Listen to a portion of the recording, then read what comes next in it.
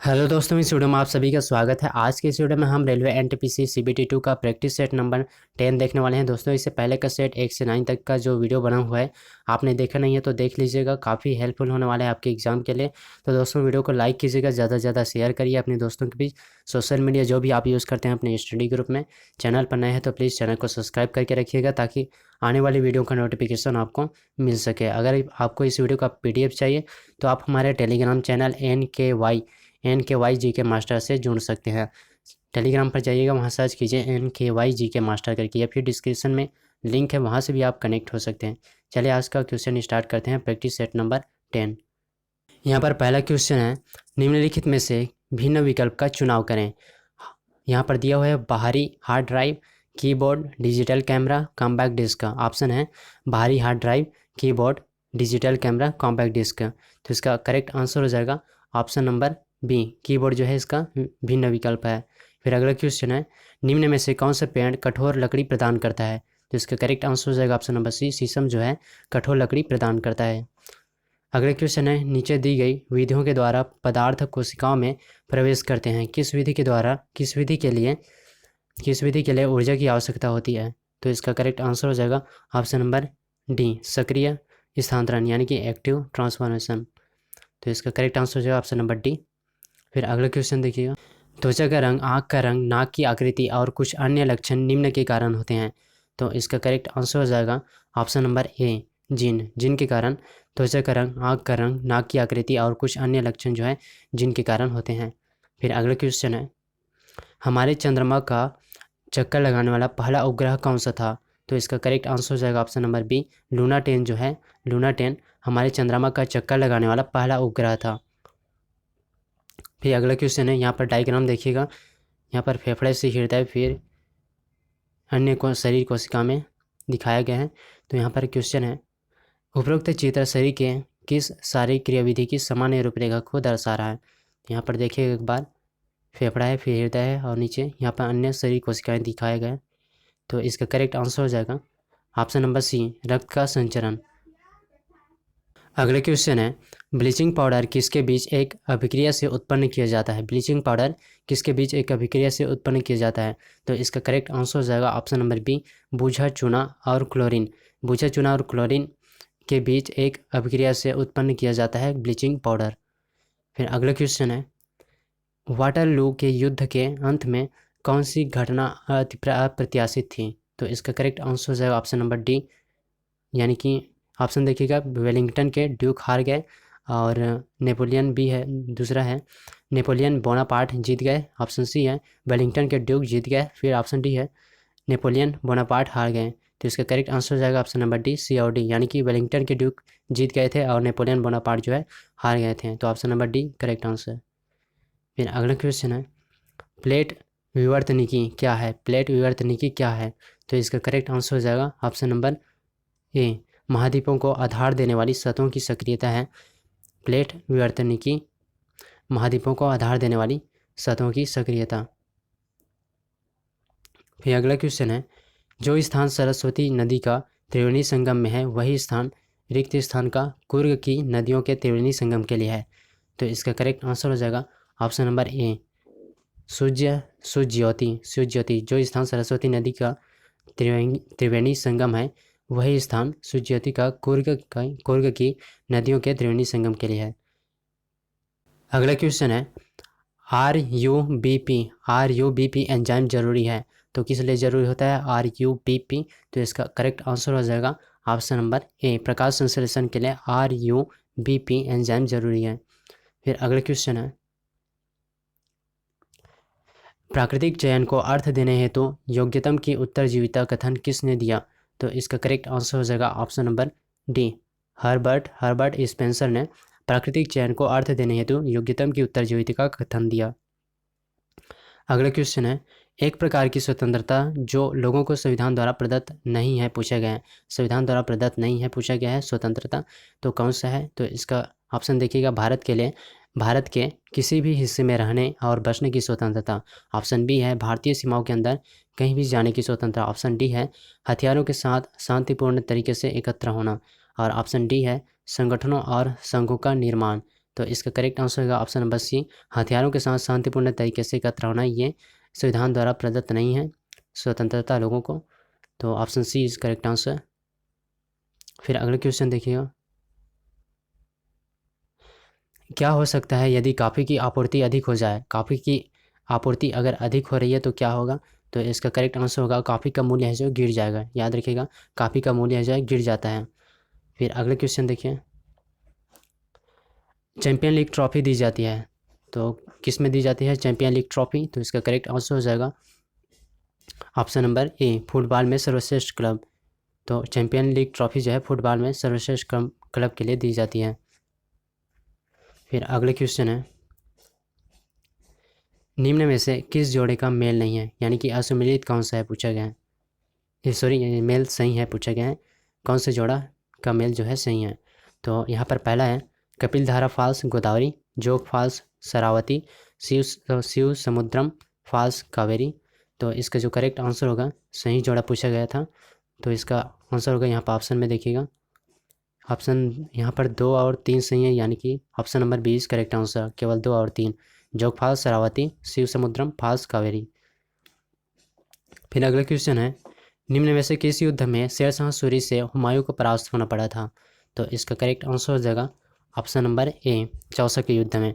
चौसा के युद्ध में शेरशाह सूरी से हुमायूं को परास्त होना पड़ा था। फिर अगला क्वेश्चन है, आप कमेंट बॉक्स में बताइए कि पानीपत की पहली लड़ाई कब हुई और खानवा का युद्ध कब हुआ था।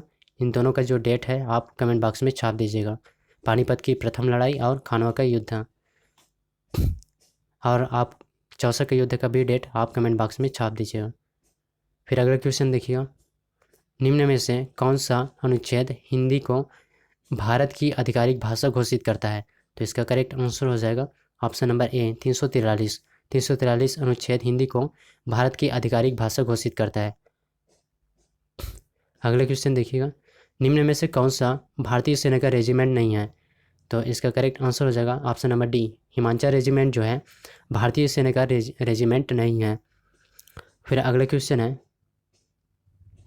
निम्न में से किसे बायस बॉक्स यानी कि ध्वनि थैली कहा जाता है? तो इसका करेक्ट आंसर है ऑप्शन नंबर डी, लैरिंग्स।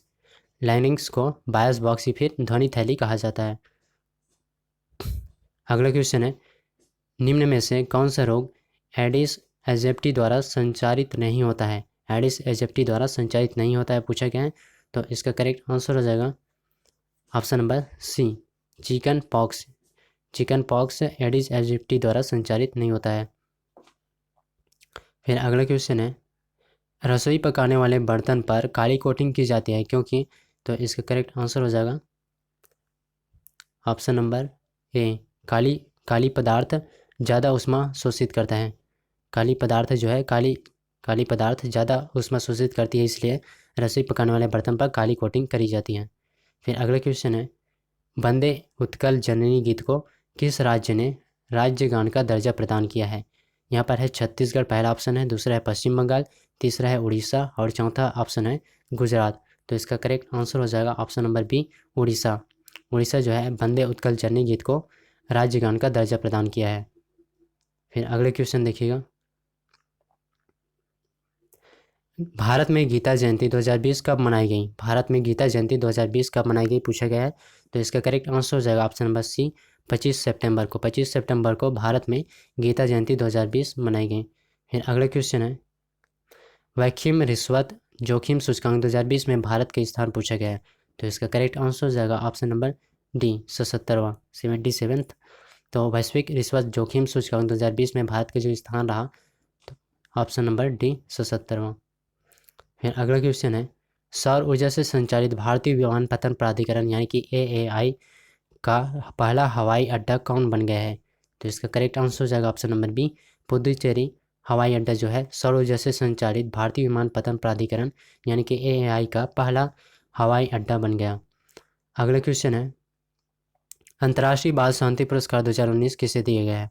तो इसका करेक्ट आंसर हो जाएगा डिविना मलाम और ग्रेटा थनबर्ग, इन दोनों को, यानी कि option number C is correct answer. A और बी दोनों अंतर्राष्ट्रीय बाल शांति पुरस्कार 2019 डिविना मलाम और ग्रेटा थनबर्ग। अगले क्वेश्चन है, किस देश के टेनिस खिलाड़ी डगमारा बास्कुआ को 12 साल के लिए प्रतिबंधित किया गया था? तो इसका करेक्ट आंसर हो जाएगा ऑप्शन नंबर डी, स्लोवाकिया के टेनिस खिलाड़ी डगमारा बास्कुआ को 12 साल के लिए प्रतिबंधित किया गया। अगला क्वेश्चन है, जम्मू कश्मीर और लद्दाख के संयुक्त न्यायालय के नए मुख्य न्यायाधीश किन्हें नियुक्त किया गया है? तो इसका करेक्ट आंसर हो जाएगा option number C, Pankaj Mittal. Jammu Kashmir और लद्दाख के संयुक्त न्यायालय के नए मुख्य न्यायाधीश पंकज मित्तल को नियुक्त किया गया। फिर अगला क्वेश्चन देखिए, पुरुषों के टेस्ट मैच में पहली महिला मैच अधिकारी कौन बनी है जो भारत और ऑस्ट्रेलिया के बीच तीसरे टेस्ट में चौथे अंपायर की भूमिका निभाई? तो इसका करेक्ट आंसर हो जाएगा ऑप्शन नंबर डी, क्लेयर प्लोसाक। पहले भी क्वेश्चन कर चुके हैं। फिर अगले क्वेश्चन देखिएगा, कोरोना वैक्सीन को लेकर बनी कमेटी का चेयरमैन किसे नियुक्त किया गया? तो इसका करेक्ट आंसर हो जाएगा option number C, RS Sharma. Corona vaccine को लेकर बनी कमेटी का चेयरमैन जो है RS शर्मा को नियुक्त किया गया। फिर अगला क्वेश्चन है, पृथ्वी विज्ञान मंत्रालय द्वारा दिया जाने वाला यंग रिसर्चर अवार्ड 2020 किन्हें दिया गया है? तो इसका करेक्ट आंसर हो जाएगा option number C, doctor Indrashekhar Sen. Doctor Indrashekhar Sen को पृथ्वी विज्ञान मंत्रालय द्वारा दिया जाने वाला यंग रिसर्चर अवार्ड 2020 दिया गया। अगला क्वेश्चन है, संगीत नाटक अकादमी के वर्तमान अध्यक्ष पूछे गए हैं। तो इसका करेक्ट आंसर हो जाएगा option number C, Shekhar Sen. Sangeet Natak अकादमी के वर्तमान अध्यक्ष शेखर सेन। अगला क्वेश्चन है, मानव पूंजी सूचकांक 2020 में पहला स्थान किस देश का है? तो इसका करेक्ट आंसर हो जाएगा option number A, Singapore. Singapore मानव पूंजी सूचकांक 2020 में पहला स्थान प्राप्त किया। अगला क्वेश्चन है, एक वस्तु को 10 सेंटीमीटर की फोकस लंबाई वाले एक उत्तल लेंस के मुख्य अक्ष पर रखा जाता है। यदि लेंस से वस्तु की दूरी 30 सेंटीमीटर है तो प्रतिबिंब कितनी दूरी पर बनेगा? तो इसका आंसर हो जाएगा ऑप्शन नंबर बी, 15 सेंटीमीटर पर बनेगा। फिर अगला क्वेश्चन देखिएगा, निम्नलिखित में से असत्य को चुने। असत्य कौन सा है बताना है। तो इसका करेक्ट आंसर हो जाएगा, यहाँ पर ऑप्शन देखिएगा, हर्ट्ज फ्रीक्वेंसी मापन की इकाई है, केल्विन तापक्रम मापन की इकाई है, बल वातावरणीय दबाव मापन की इकाई है, और ओम विद्युतीय प्रतिरोध मापन की इकाई है। तो इसका करेक्ट आंसर हो जाएगा ऑप्शन नंबर सी, बल वातावरणीय दबाव मापन की इकाई है, ये असत्य है। फिर अगला क्वेश्चन देखिएगा, अगला क्वेश्चन है, एक कोशिका से दूसरी कोशिका में जल का प्रवाह संचारित होता है। तो किसके द्वारा संचारित होता है एक कोशिका से दूसरी कोशिका में जल? तो इसका करेक्ट आंसर हो जाएगा ऑप्शन नंबर सी, विसरण दाब न्यूनता द्वारा। विसरण दाब न्यूनता के द्वारा एक कोशिका से दूसरी कोशिका में जल का प्रवाह होता है। फिर अगला क्वेश्चन है, अम्लराज या फिर एक्वेरिया क्या है? अम्लराज या फिर एक्वेरिया क्या है? तो इसका करेक्ट आंसर हो जाएगा ऑप्शन नंबर ए, 1:1/3 सांद्र HNO3 और सांद्र HCl। इसका करेक्ट आंसर हो जाएगा अम्लराज या फिर एक्वेरिया। अगला क्वेश्चन है, बोमेन संपुट प्लस ग्लोमेरुलस, तो इसका करेक्ट आंसर हो जाएगा ऑप्शन नंबर बी, मैलपीघी संपुट। फिर अगला क्वेश्चन है, परकनली शिशु उसे कहते हैं जिसका ऑप्शन दिया है, जन्म कृत्रिम वीर्य सेचन से हुआ हो, परिवर्धन एक परकनली में हुआ हो, ऑप्शन सी है जन्म पात्र में निषेचन कराने की तकनीक से हुआ हो, परिवर्धन बिना निषेचन के हुआ हो। तो इसका करेक्ट आंसर हो जाएगा ऑप्शन नंबर सी, जन्म जो है पात्र में निषेचन कराने की तकनीक से हुआ हो, परकनली शिशु कहते हैं। फिर अगला क्वेश्चन है, सरल सूक्ष्मदर्शी की आवर्धन क्षमता क्या होती है, यानी कौन सी होती है? तो इसका करेक्ट आंसर हो जाएगा ऑप्शन नंबर जो है इसका डी जो है इसका करेक्ट आंसर होगा 1+D/F, 1+D/F इसका करेक्ट आंसर हो जाएगा सरल सूक्ष्मदर्शी की आवर्धन क्षमता। अगला क्वेश्चन है, निम्न में से कौन सा ऑर्बिटल डायग्राम अबाव के नियम का पालन नहीं करता है, पूछा गया है। अबाव नियम का पालन नहीं करता है। यहाँ पर देखिएगा ऑप्शन ए है, यहाँ पर पहला क्वेश्चन में पहले भरा हुआ है टोटल, और इसके बाद 2p में 1 करके है। ऑप्शन बी में देखिएगा एक इलेक्ट्रॉन है, फिर p में 4 है, क्रम से भरा हुआ है। यहाँ पर सी भी करेक्ट है, यानी कि 2 यहाँ पर। इसके बाद देखिएगा डी, तो इनमें से जो असत्य पूछा गया है कि अबाव नियम का पालन नहीं करता है, तो इसका करेक्ट आंसर हो जाएगा ऑप्शन नंबर बी। देखिए यहाँ पर एक इलेक्ट्रॉन है, उसके बाद जो p है उसमें सभी भर गए हैं, जबकि s में पहले भरा जाना था। जो p का पहला कक्ष है वो इलेक्ट्रॉन s में होना था, लेकिन यहाँ पर p में पहले में चला गया है, तो ये असत्य है। फिर अगला क्वेश्चन है, वर्साई की संधि ने किस महादेश का मानचित्र बदल दिया है। तो इसका करेक्ट आंसर हो जाएगा ऑप्शन नंबर डी, यूरोप का। वर्साई की संधि ने यूरोप का मानचित्र जो है बदल दिया। अगला क्वेश्चन है, कौन सा अटलांटिक महासागर को प्रशांत महासागर से जोड़ती है? कौन सा स्टेट या फिर नहर जो है अटलांटिक महासागर को प्रशांत महासागर से जोड़ती है? तो इसका करेक्ट आंसर हो जाएगा ऑप्शन नंबर बी, पनामा नहर जो है अटलांटिक महासागर को प्रशांत महासागर से जोड़ती है। फिर अगला क्वेश्चन है, संविधान की संकल्पना का उद्भव सबसे पहले कहाँ हुआ था? संविधान की संकल्पना का उद्भव पूछा गया है। करेक्ट आंसर हो जाएगा इसका ऑप्शन नंबर सी, संयुक्त राज्य अमेरिका, यूएसए। संविधान की संकल्पना का उद्भव यूएसए। फिर अगला क्वेश्चन देखिए, संविधान के किस अनुच्छेद में राज्यों द्वारा प्राथमिक शिक्षा मातृभाषा में दिए जाने का प्रावधान है? संविधान के किस अनुच्छेद में राज्यों द्वारा प्राथमिक शिक्षा मातृभाषा में दिए जाने का प्रावधान है? तो इसका करेक्ट आंसर हो जाएगा ऑप्शन नंबर सी, 350A। 350A में, संविधान के 350A में राज्यों द्वारा प्राथमिक जो शिक्षा है मातृभाषा में दिए जाने का प्रावधान है, यानी कि अपनी क्षेत्रीय भाषा, अपनी मातृभाषा है उसमें। अगला क्वेश्चन है, स्वतंत्रता प्राप्ति के पश्चात भारतीय राष्ट्रीय कांग्रेस का पहली बार विभाजन कब हुआ था? इसका आंसर हो जाएगा ऑप्शन नंबर ए, 1969 में। स्वतंत्रता प्राप्ति के पश्चात भारतीय राष्ट्रीय कांग्रेस का पहली बार विभाजन जो है 1969 में हुआ। फिर अगला क्वेश्चन है, निम्नलिखित में से किस देश को 2011 में स्वतंत्रता प्राप्त हुई? तो इसका करेक्ट आंसर हो जाएगा ऑप्शन नंबर बी, दक्षिण सूडान को। दक्षिण सूडान को 2011 में स्वतंत्रता प्राप्त हुई थी। दोस्तों, वीडियो अच्छी लग रही है तो प्लीज़ वीडियो को लाइक कीजिए, अपने दोस्तों को भी शेयर करिए, अपने स्टडी ग्रुप में शेयर करिए। चैनल पर नए हैं तो प्लीज़ चैनल को सब्सक्राइब कर लीजिए ताकि आने वाले इसी प्रकार की वीडियो का नोटिफिकेशन आपको मिलता रहे। चलिए अगले क्वेश्चन देखते हैं। केप ऑफ गुड होप ये कहाँ स्थित है? केप ऑफ गुड होप कहाँ स्थित है पूछा गया है। तो इसका करेक्ट आंसर हो जाएगा ऑप्शन नंबर डी, दक्षिण अफ्रीका। दक्षिण अफ्रीका में केप ऑफ गुड होप स्थित है। फिर लास्ट क्वेश्चन है, देखिएगा,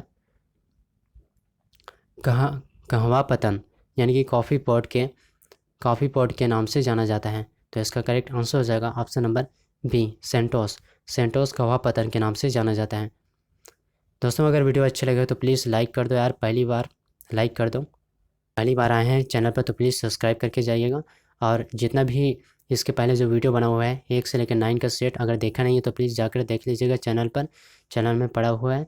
तो मिलते हैं नेक्स्ट वीडियो में। जय हिंद।